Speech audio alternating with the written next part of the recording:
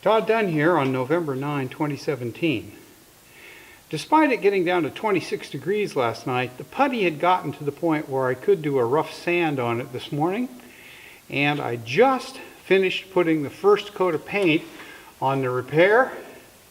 It's not perfect. It's going to need a little bit more putty to seal it up completely and smooth it out, but it isn't too bad. I think that once I get a little more putty on, that this repair is basically going to disappear.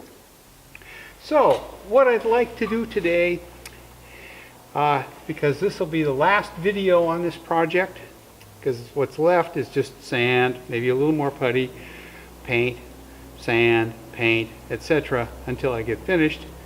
We're going to have some cold weather this weekend down in the low 20s, so this paint's probably going to take a week to dry, but it will dry. And then I can move on to the next coat and so on. Anyway, I want to go over roughly how long this project took me to get to this point and how much money it costs.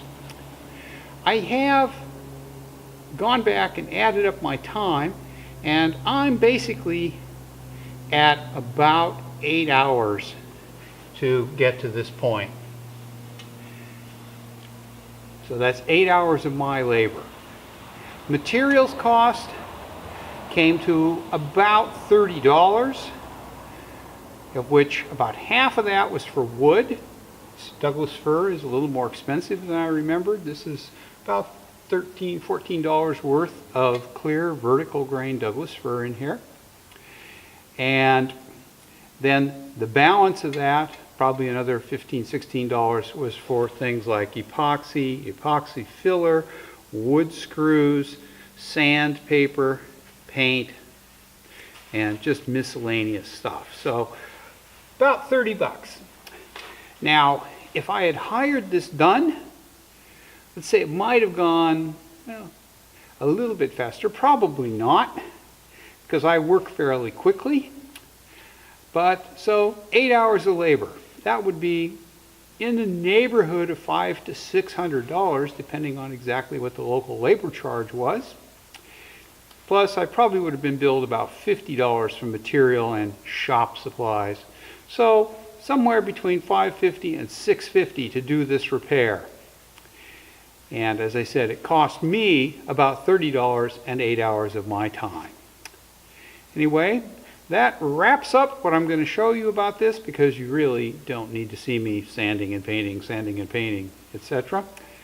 So you've seen all the steps in this procedure and exactly how long it takes to do the job.